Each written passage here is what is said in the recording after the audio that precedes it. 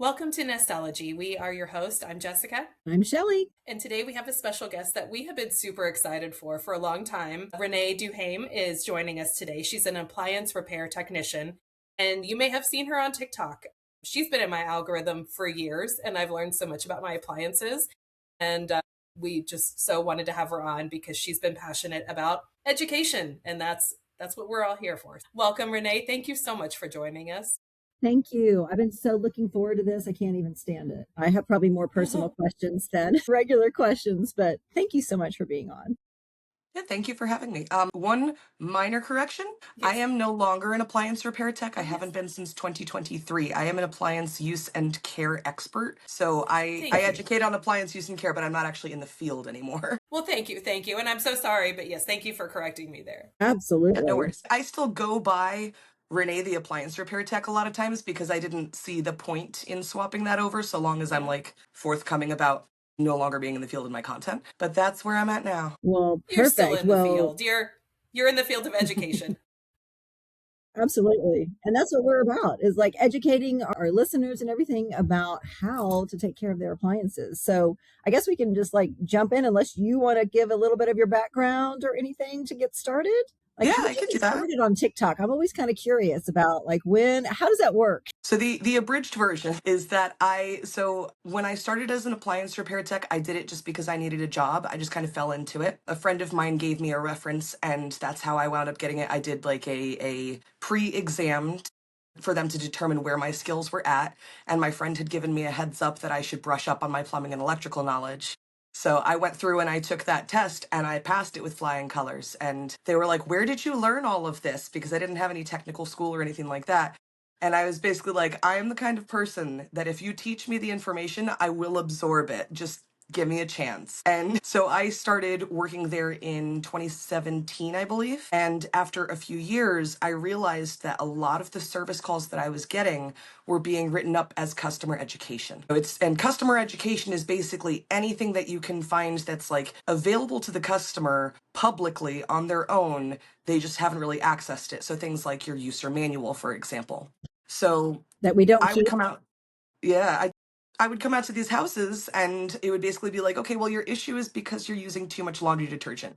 Here's how you can fix that, but the appliance isn't broken. And I would have that happen so often that eventually I was like, you know what? I'm going to make a video and post it on the internet about like this little helpful tip and see how that does. Oh my And gosh. that was in November 2020. And by 2023, I got to the point where it was like doing two full-time jobs. I was doing content creation and I was doing appliance repair. And it burned me out so badly. Can imagine. So I kind of got to the point where I was like, okay, I need to pick one. I need to either do content creation and appliance education, or I need to do appliance repair, but I cannot do both because it's not working anymore. So I wound up choosing doing appliance education because I felt like I could reach a larger audience and teach people how to use their appliances correctly if I was doing it through the method of content creation rather than going like person to person in their houses and doing it as an appliance repair tech. So that's kind of where I wound up how I am today. I love it. I feel like a lot of us end up in situations and positions that wasn't the original intent, but it's the progression of things. And I love your story. So diving in a little bit to like, I don't know, regular maintenance. Do you have, I don't know how to do this exactly, because I guess there's so many different appliances and things like that. So is there like a regular maintenance kind of thing for certain appliances that maybe homeowners should be aware of? Yes and no. So the long and short of it is there were 6 major appliances that I serviced. So those are the ones that I wind up educating on. That is dishwashers, dryers, microwaves, refrigerators, ranges, and washing machines. So That's those a are like lot. my big 6. Yeah, those are considered major appliances, or sometimes different companies will call them white goods because they all used to be white in color, like the Oh, original ones were all white. that's right. Or So gold, if you some remember the industries, 80s. yeah, oh yeah, all sorts, and the avocado, all sorts of Yeah, colors. what about that?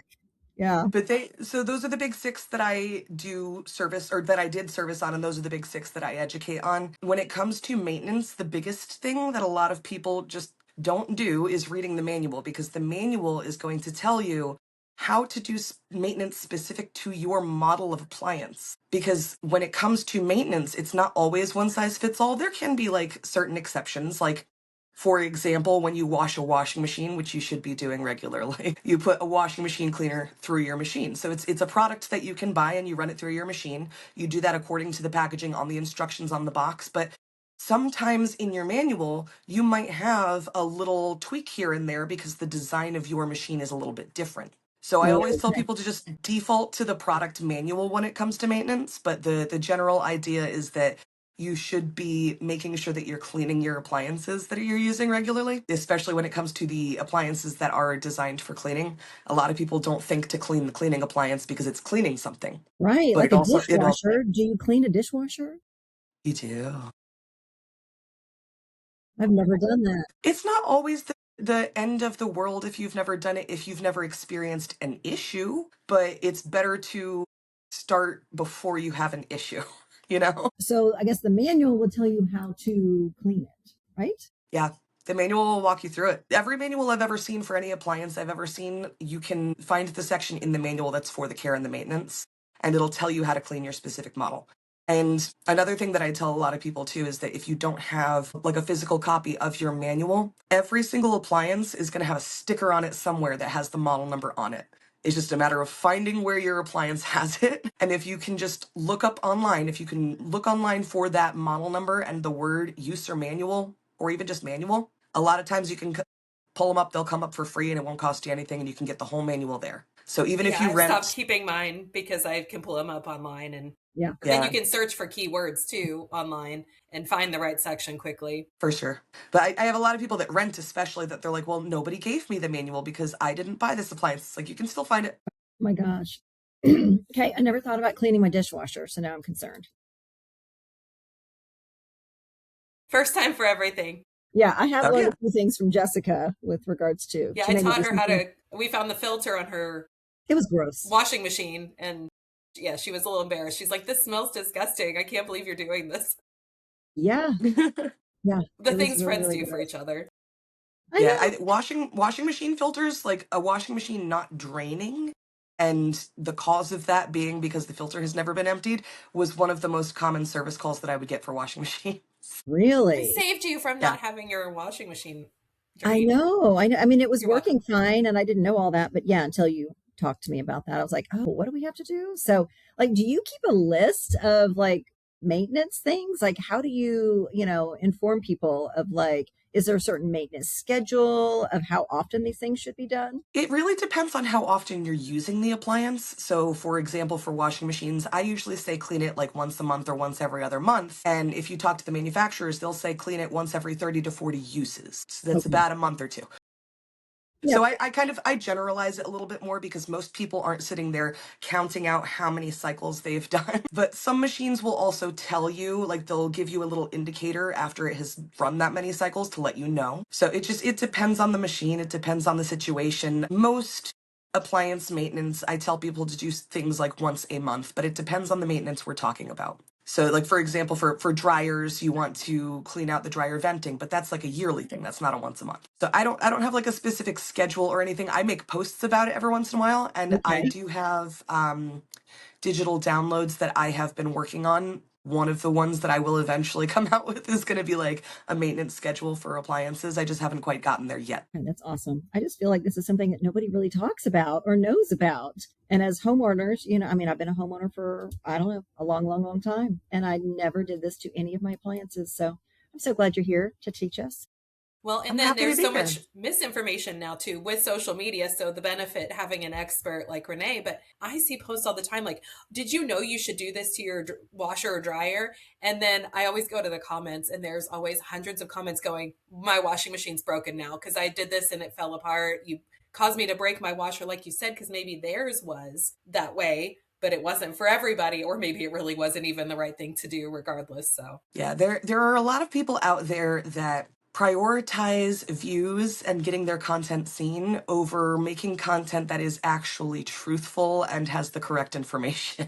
Wow. Absolutely. So I try to be the content creator that I would want to watch, which I think like comes through a lot of times. People tell me like I'm authentic all the time. I'm like, I don't even try. I just try to be a person because I don't like to be fake and I don't like it when content creators are fake. So why would I want to do that? Oh my God. But like with Absolutely. that comes the whole like integrity thing where it's like, yes, I'm a content creator, and my least favorite is when people call me an influencer, because like that is a term that technically applies to Yes, me, but Right? there's such a stigma attached to it because people there hear is. influencer and they automatically think of those content creators that don't Yeah. do things truthfully, and they're only trying to get views, and all they care about is like the facade, and Yeah. that's just not me, and it's never been me. So I think that's why I fell into the education section of Yes. content creation. Yes. Total sense. So, I mean, on some of the things, like how can you determine, like if you need to replace something versus repair it? Is there a good way of knowing that? I'll give you an example. So, like, I have a dryer that always shows this D80 because it says that, there's The venting's clogged. the venting is clogged. And I've had people out, I have cleaned out, I clean out the lint every single time. I mean, they have moved the appliance, they have cleaned out the vent. I mean, I do all of those things, but it still shows that. And now I'm to the point where I'm like, nobody has been able to get rid of that code. So it's like, do I need to get a new one? Like, is there a way to determine? Is it an LG? Yes. There we go. Okay. Well, then you can tell us what kind of appliances we should buy. So there's not anything specifically wrong with LG, but LG is kind of notorious for their sensor for that, for knowing whether or not it has the right airflow, is extra, extra, extra sensitive. So like I saw that code with LG dryers more often than many other Great. manufacturers. It doesn't mean that it's more likely to break or anything. It's just it's more likely to throw that error code. So with the LG dryers, a lot of times you have to have shorter venting, because if it's too far and it's pushing too far, sometimes it can throw an error code thinking that it can't actually vent properly, just because it's detecting like the temperature and the moisture levels are too high at a certain point, for example, because it's not able to push everything out effectively. I don't know this for certain. This is just my assumption based on my experience as an appliance repair tech, but I think their thresholds for like what temperature is going to trigger that error code is just a lot lower than other brands. Okay. Okay. So Well, Well, that's good to that's know why you because my LG dryer was delivered yesterday because our old one went out. So, yeah, it's but there's right there with the replace versus repair. We had a dryer that the heating element went out, and we were trying to make that decision. We're like, do we repair this where it could be a few $100s to have labor and parts replaced, or to buy a new one? So, yeah, I guess, are there any suggestions like how old it is, cost benefit of repairing versus replacing? So at the end of the day, whether you're going to repair or replace something very, very largely depends on your individual situation. Like, is it worth it to you? Because, for example, you could have a dryer or, any other appliance that you really, really, really love, and it might have been purchased for $300, but you love it so much that repairing it for $200 might be worth it to you because you want that specific appliance. So first, you want to kind of like weigh, is it worth it for me to repair this? Do I really love this appliance that much? Do I have this in my budget? And then past that, you just kind of have to look at what the issue is. So in my personal opinion, I think it's at least worth having a technician come out and do a diagnostic on it and just like see what's going on. Because almost every appliance repair company will have some kind of a diagnostic fee. And that doesn't mean that you are locked into having to fix the appliance. That just means that they're going to come out and take a look at it and let you know. But at the same time, I do think that there are a whole heck of a lot of unnecessary service calls tied into customer education. So my big thing is I always, always, always, before you call an appliance repair technician, read your manual is the I was big going to thing. say, I've had a feeling you were going to say that. That's always, I have merch that says RTFM on it. Read the fucking manual. I love it. Because it's like people just kind of like brush it off, but like that's the entire appliance. Like that's the people that designed the appliance, that know how all of these parts work together, wrote that knowing that people would run into issues here and there if they didn't know these things. So it's like that's literally the reason why it exists. A lot of times they also have a troubleshooting section. So you can kind of go through and you can check with their troubleshooting. They're like, is this happening? Yes. Okay, try this. Okay. Yeah. And then if you've tried all of that, that's the point at which you would call a technician, is if you're like still having issues after that. But the biggest thing is just like when it comes to repair or replace, like how much did you pay for the appliance? If it was like a $150 washing machine, it's probably not worth repairing. It's probably just, one of the cheapy budget washing machines. You go and buy a new one in that case. So as you kind of get from the budget machines and going up, the stuff on the budget end of things usually isn't super worth repairing because it is such a low cost to begin with that it's probably going to cost you the same amount to replace. I'd say like once you start getting to the machines that are like $400, $500, $600 and up, those are usually a little bit more worth repairing because replacing them would just not be as cost effective and repairing could just cost a lot less. But granted, like, if you have a machine that you're repairing and a week later it's broken again and you repair it again and then a month later it's broken again, like obviously that's not something that's really worth it. Absolutely. So speaking of that, like, do you have specific brands that you would recommend for certain appliances that you find, kind of stand the test of time? But that's only because from brand to brand, a lot of there's not like, it's not like back in the day where you had a brand and they had 10 different models and that was all they had. So like if they were good, they were good. And if they were bad, they were bad. A lot of times nowadays, what it comes down to is like, you might have this one brand, but this specific model is a problem model and we don't want to order that one. So I don't necessarily believe in like the all or nothing approach when it comes to appliances. I also, as somebody who is an appliance repair tech, my information is very, very skewed. It's very biased because I only ever worked on the broken machines. And I also worked for what's called a servicing dealer. So a servicing dealer is a company that sells the products and also services the products. So I service the products that their stores would sell, which means I only ever saw the products that their stores would sell. If they didn't carry a brand, I never saw it. So the best brand in the world could be one that like my company didn't carry and I wouldn't know about it. So that's why I'm like a lot of times reluctant to pick a specific manufacturer. One thing that I would recommend though, when it comes to manufacturers is just kind of like look at reviews for that manufacturer. And you have to look at reviews with a grain of salt. You have to kind of like You can't please everybody. understand. There's always somebody that is super negative about everything. Exactly. But it's more you have to like take a step back and look at the whole picture. So if you're seeing a whole lot of reviews of that brand and all of the reviews, review after review after review is saying bad customer service, couldn't get parts, couldn't fix this.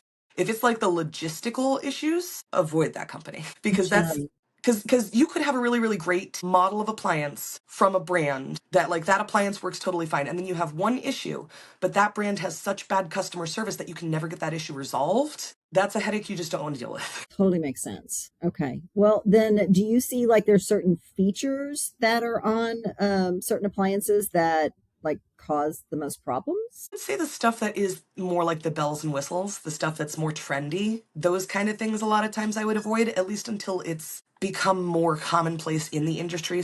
For example, there are wall ovens that I know of that have a steam clean feature. And this is just off the top of my head, but there are wall ovens that have a steam clean feature. And this particular wall oven, which I don't remember the brand, I don't remember the model, I just remember I encountered it a few times in the field. But they had an entire water system built into the oven to do this steam clean.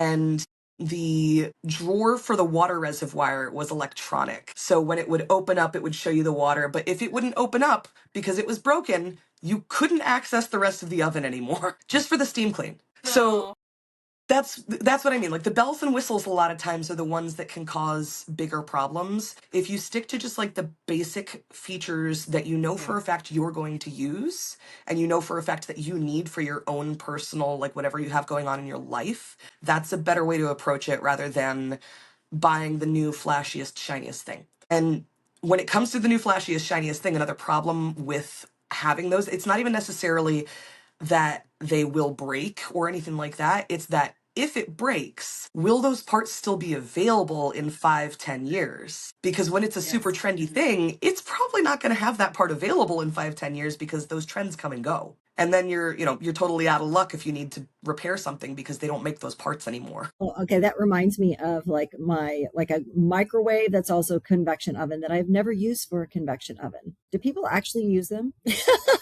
as an oven? They do? Okay. Yeah, I do. I have never done that. I was like, just made me think of that. I'm like, is that maybe that's not like a new feature. I think it's been around for a bit, but makes me think it's been around for a while. Use on my appliances. And I get what you mean too, because that's kind of like the idea of the 2-in-1 shampoo plus conditioner.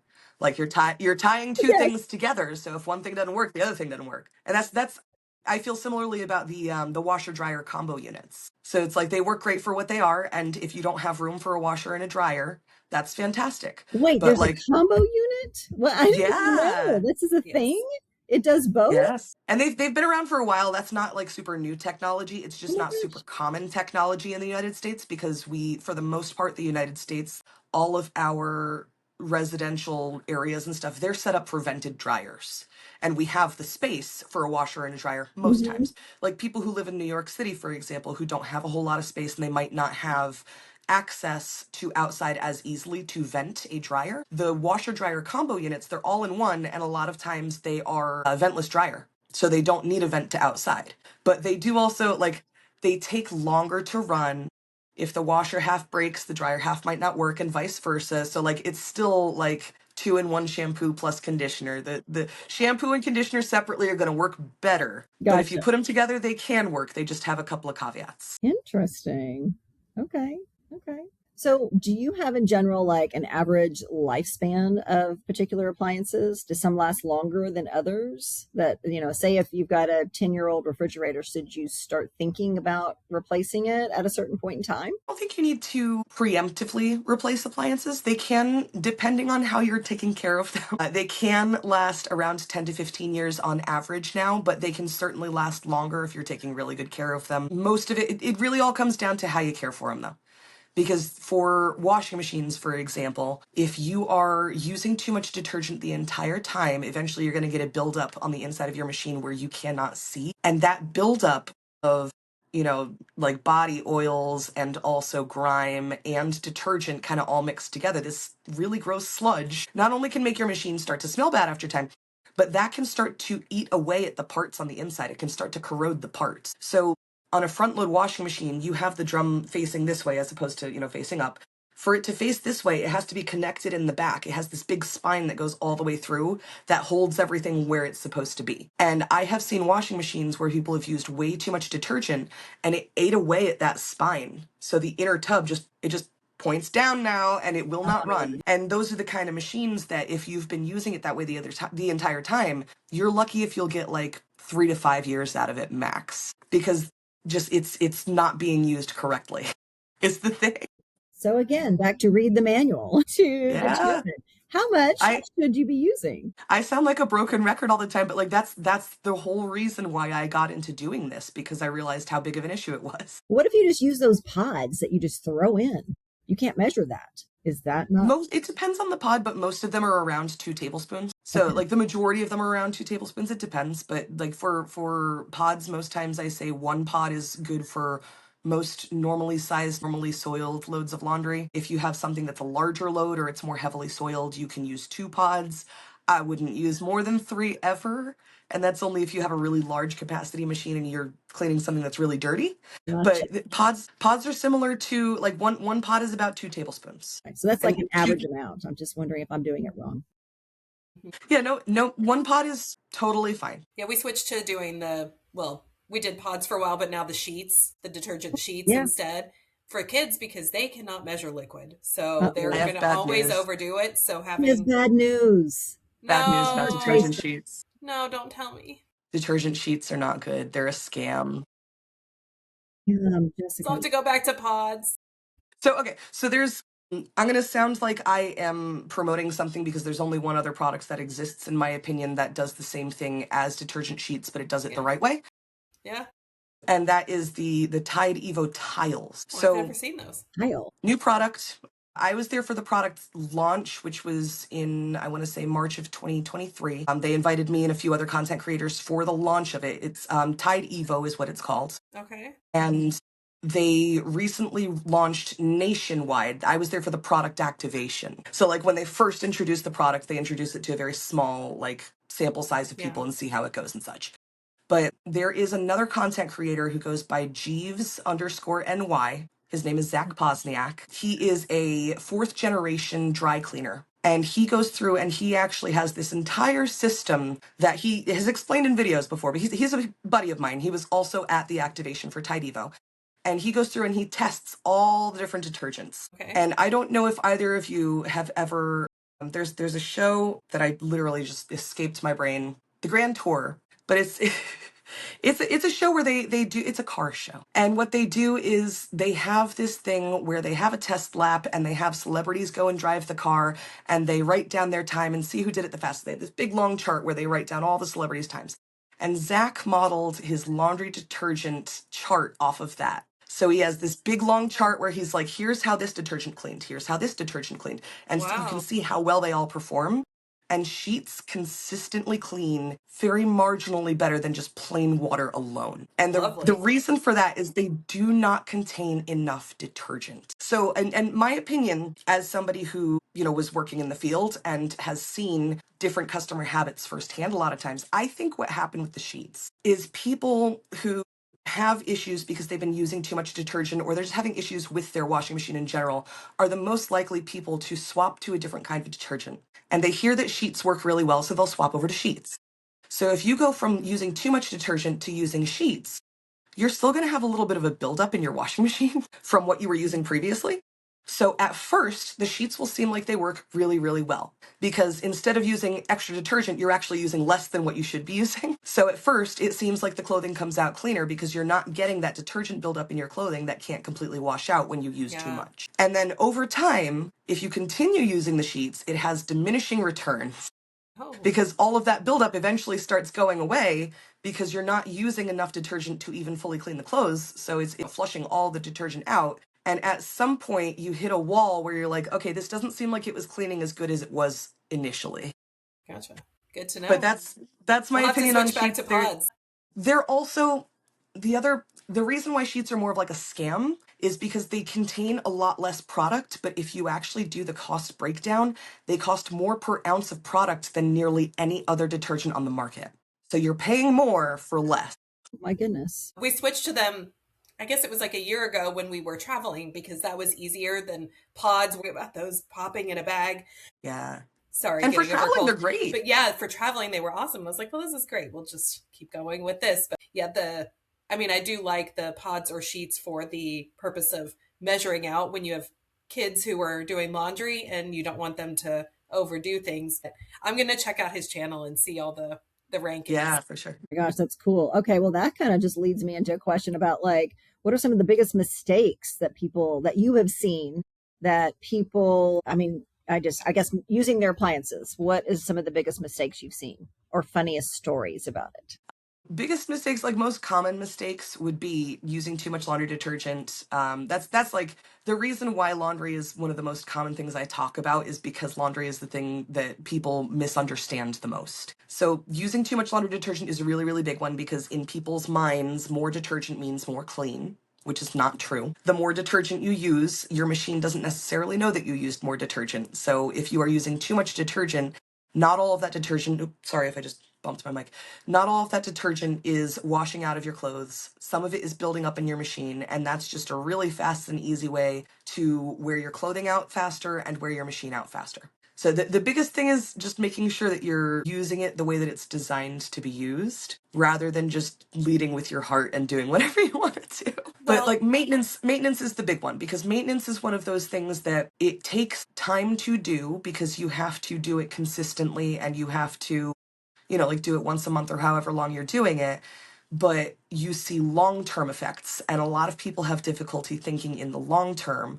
So they're like, I don't have to do it today. I'll skip it today, whatever. And then you find out down the line that that's the reason why you wind up having an issue with your appliance. So maintenance is the number one, for sure. Yeah. So, we talked about like soap with washing machines. What about dishwashers? Is that the same? Do you see the same problem? People using too much or improper detergents? Not as often with dishwashers. With dishwashers, because the dishwasher detergent doesn't actually make a whole lot of suds. And because it has that little like compartment and you're like, fill this compartment to here, you're kind of limited on that. So that's not super like as common. But with dishwashers, the big one is rinsing your dishes. Okay, I've heard this controversy a lot, arguing over whether you rinse or not. Before you put them in, right? I'm a big rinser. Like, I feel like... No, you don't rinse them. What? I No. do too. I can't help it. I can't help it. Don't rinse them. And when I say don't rinse them, a lot of times people like picture that I'm putting a whole plate full of food in the dishwasher. That's not what I mean either. There's like a happy medium. So what you want to do rather than rinsing everything off is you want to scrape everything off that's larger than the size of a grain of rice. So the reason why I say scrape instead of rinse, you want to have a little bit left on the dishes for the detergent to be able to actually like eat. And part of that is because detergent, if you have that detergent running through the machine and there is nothing for the detergent to actually like latch onto, it is going to start taking like little etchings out of your glassware a lot of times. So you'll see like it'll start getting cloudy over time because those chemicals, those cleaning chemicals need something to work on. And they will find something if there's nothing. So a lot of times the like minerals from your glassware is just a little bit more delicate. It's more easy to etch and like get little pieces off of it like that. That's a lot of times how you will get cloudy dishware or cloudy glassware that you can't get it off because it's micro etchings from the dishwasher detergent. The other thing is that dishwashers have turbidity sensors. So turbidity is the quality of water of being cloudy. So a turbidity sensor is going to sense the cloudiness in your water. And the way that it does that, it's this little sensor. It's got two little lights that it just like, it flashes back and forth to see how much it's able to see through the water. And if it detects that there is more turbidity in the water, so like more cloudiness in the water, that's how it determines how long the dishwasher is going to run for. So for example, if you wash everything off of your dishes, but you put like one thing in the dishwasher that has baked on food that you can't rinse it off. So you're like, okay, the dishwasher will handle this. But all of the rest of the dishes are clean. The turbidity sensor is going to make it so that's not going to work really well because the turbidity sensor is going to say, okay, the water's all clean because the water's not going to show that burnt on, like baked on stuff because it's stuck and it takes longer to get off. So that turbidity sensor at the beginning of the cycle is going to sense, it's going to say, okay, how much gunk is in the water, how long do we need to run for to get everything clean? And it's going to check the water, it's going to see that the water is really nice and clean, and it'll be like, okay, we need to run a nice short cycle. And that's how you get to the end of the cycle with most of the dishes clean, but like one or two things still have stuff stuck on and you're not sure why. My goodness. Okay. Jessica, we are both learning so much. I'm like, ooh, I like to have my dishes clean before I put them in. That's going to be hard. Okay. What about rinse aid? Does that even work? Rinse aid does work. It's something that I would say is more of like an accessory. You don't necessarily need it, but rinse aid is a surfactant. What a surfactant does is it will mix with the rinse water in very small quantities. So like rinse aid dispenses a couple of drops at the end of the rinse cycle. It will mix with the water, be very, very diluted, but that will affect the surface tension of the water. So it lowers the surface tension of the water, which makes the water slide off of your dishes rather than sticking to them. Okay. So rinse aid helps dishes dry faster and dry better and without spots because it makes the water not want to cling to your dishes. So when everything dries, it's not going to leave spots because you didn't have those little like droplets of water stuck to the dishes, and everything's just going to dry faster and everything. And it doesn't leave like residue or anything behind. There was a whole study that was very, very flawed that a lot of people quote on the internet that says rinse aid is going to harm the gut epithelial barrier. I did a whole breakdown on that. Their study was incredibly flawed. Everything that they said, there's nothing that they actually have that can actually prove that that is true for residential dishwasher. Okay. But because it's mixing with the water and it's sliding off of your dishes, most of the water is not even staying on the dishes anyway. So it's like, how are you going to have the residue if it's not even staying on the dishes? But rinse aid does work. It works if you want your dishes to come out totally dry, use rinse aid. If you don't care about like hand drying a few dishes, you don't need rinse aid. Gotcha. So that's just a personal preference. So, I mean, how do you clean a dishwasher? So Read the manual. dishwashers, I mean, yes, definitely. If you want to do like a deep clean of it, that's going to have the details on like if there's something that you need to disassemble to be able to access it to clean it, the manual is going to be the way to tell you that. But for the most part, pretty much every dishwasher, you can get a dishwasher cleaner. So they're similar to washing machine cleaners. There are brands that make dishwasher cleaners. Those brands also make other cleaners. Like one example is Afresh. I talk about Afresh a lot, mostly because it's the easiest brand for people to find. But Afresh is made by Whirlpool, which is why they're one of the easiest brands to find. And they make a washing machine cleaner, a dishwasher cleaner, a coffee maker cleaner, a garbage disposal cleaner, like all sorts of stuff like that. Wait a minute. But I got to clean my garbage disposal. So hold on, what? So I don't deal with garbage disposal specifically. Some appliance repair techs would repair garbage disposals. It was just one of the appliances that the company I worked for did not happen to have us repair. But yeah, they do make garbage disposal cleaners too. They're all, for the most part, they're really, really straightforward. It's like a product in a package. You just read the directions on the box and you just follow it from there. But depending on the product that you get, for example, there's another brand. A Fresh is usually a tablet. It's like a pressed powder tablet, and you run it through whatever machine. Washing machine. Yeah, exactly. And some of the other brands, they might be in liquid form. So I've seen one, for example, that it's a bottle that you take the cap off and the top has a wax seal. So you tip the bottle upside down and run it through your dishwasher that way, because once it gets to a certain temperature, it melts the wax seal and releases the cleaner. So they have all different sorts. When it comes to like the cleaners, obviously like any kind of a cleaning chemical, you want to follow the directions on the packaging anyway. Sure. So always follow the directions on the packaging, but they do have dishwasher cleaners. If you run those through once a month, it'll help everything keep smelling nice. Similarly, you want to make sure that if your dishwasher has a filter, just like how your washing machine has a filter. So if your dishwasher has a filter, you want to clean that out regularly too. How do we know it has a filter? You check the manual. Gosh, the manual. Back to the manual. Okay. Some dishwashers have filters that you can clean if you're the customer. Some dishwashers do not. The reason why my content, I feel like, works so well is because there are a million different possibilities, because appliances have so many different possibilities in the modern day as compared to like 50 years ago when you could replace the same drain pump on 5 different brands of washing machine. It's a lot more complicated now. They don't make it as easy. My goodness, there's so many things. I feel like I could talk to you for hours.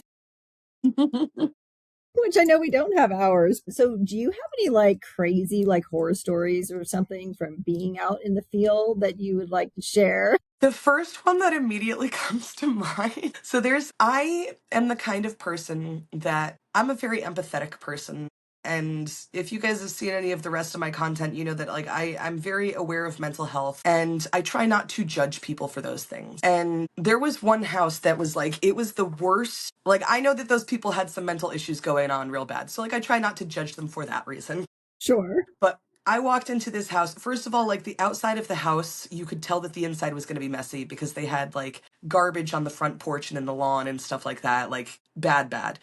And I walked in and immediately I'm smacked in the face with the smell of mold. Before they even let me in the house, I was able to see through the glass door that a dog that they had in the house had pooped on the floor and they had to pick it up before they could let me in the house. So I went in and I'm just like, okay, this is what we're dealing with. And the issue they were having was they're like, oh yeah, my dishwasher isn't working. I went over to the dishwasher and this, like, it was an elderly man, so like maybe he's got mobility issues. I don't know. I try not to judge him that way, but like he had a full plate of frosting in the dishwasher. There was the bone of a chicken wing. What? There were chicken bones in the dishwasher, and I'm like, how do you expect that the dishwasher's gonna? So like it was bad, and as it turned out, the reason why his dishwasher wasn't working and it was leaking all over the floor was because he had rats that had chewed through the drain line. No.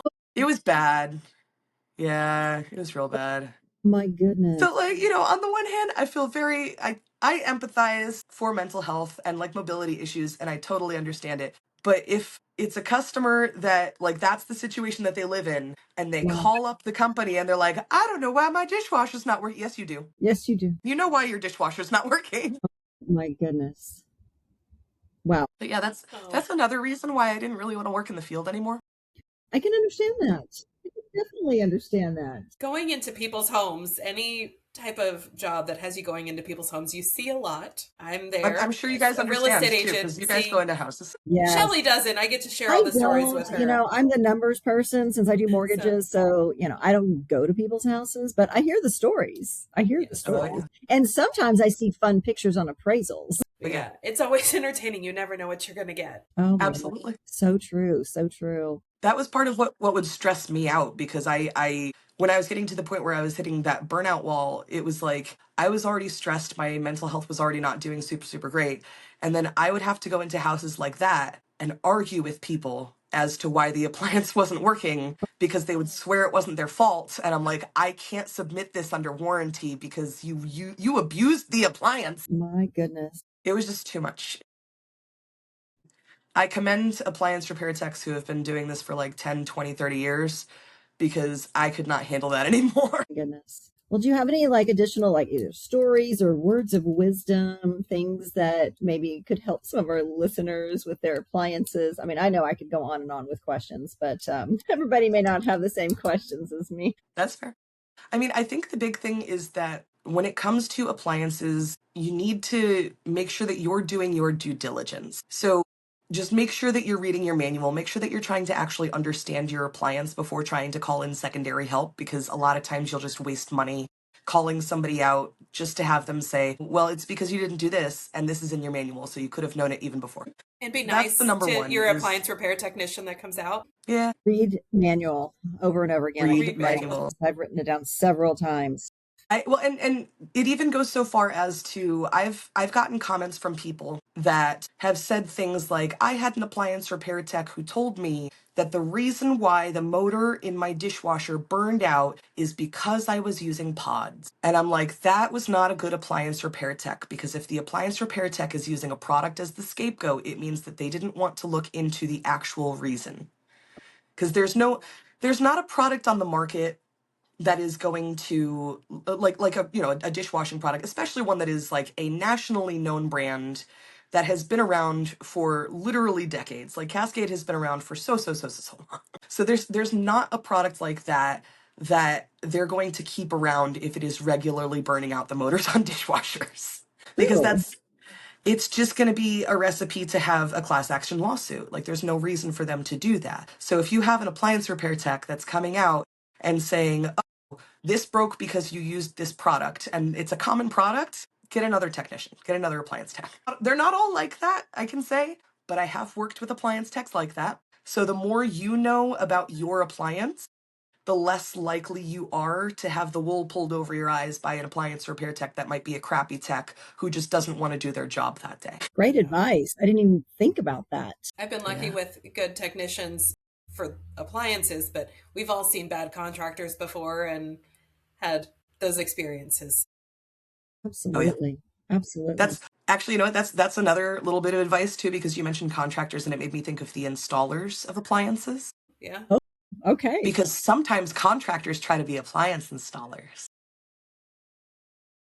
Yeah. So check the installation of your appliances. Like don't rely on an installer to do it correctly. Even professional installers a lot of times get it wrong. Like me as an appliance repair tech, I had to fix installer issues every once in a while as well. So it all comes back to like, know your appliance, get to know your appliance. If you read through the manual and you know that like, okay, this is how it's supposed to be installed, and you can just kind of like take a look at it and see if it's installed correctly, because installation makes a huge difference for the performance of your machine. And it's one of those long-term things. So it might not cause an issue a year down the road, but it might cause an issue 3 years down the road. And you're not going to know that it's going to cause an issue until that issue comes. So just checking your installation, making sure your appliances are installed correctly, which is really, really easy because they will give you a little booklet that walks you through step by step how to install it for each individual model. A lot of times they'll call it the installation instructions or the installation guide. So similar to like looking up your user manual, you can look up the model number and the words installation guide, and you can find the installation guide for your model as well. Oh, good. Thank you. My gosh, this has been so good.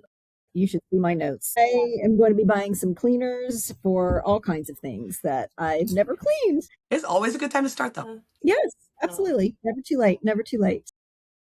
Well, my gosh. We so appreciate you. And we're going to have your information on our show notes. So if any of our listeners want to get in touch, I'll have your link tree with all your website, everything there. And we'll put it on our social media channels as well, which is Facebook and Instagram. It's Nostalgia Podcast. So be sure to check Renee out. Absolutely. Also, side note too, and just like mini plug, but I have appliance troubleshooting guides that I wrote. You do? Wonderful. I That's do. So amazing. it's a digital download product that I have available on my website, which is just renda.com or renda.shop. And I have digital appliance troubleshooting guides for all of the big six that I talk about all the time. So if it comes to the point where you're in a little bit too much over your head, Yes. they walk you through a lot of the most common appliance issues step by step to see if it's something that you can either fix yourself Oh my or if gosh. it's time to call an appliance repair tech. That's where we're always at. We're wondering, we're looking at videos on YouTube and wondering, is this something we should try ourselves or do we call someone? Exactly. So I No. appropriately I titled them What to Check Before Calling a Tech. Perfect. Lovely. Perfect. Oh my gosh, thank you so much. We will post those as well, right? Yes, yes. I For will sure. have those I on am there. going to be downloading those. Hey, I'm happy to help. Thank you. Thank you. Well, this has been really eye-opening. So Yes. thank you so much for being with us today, where we hope we make the best of our nest. Yeah, thank you. you for having me. It's been Bye. fun. Bye.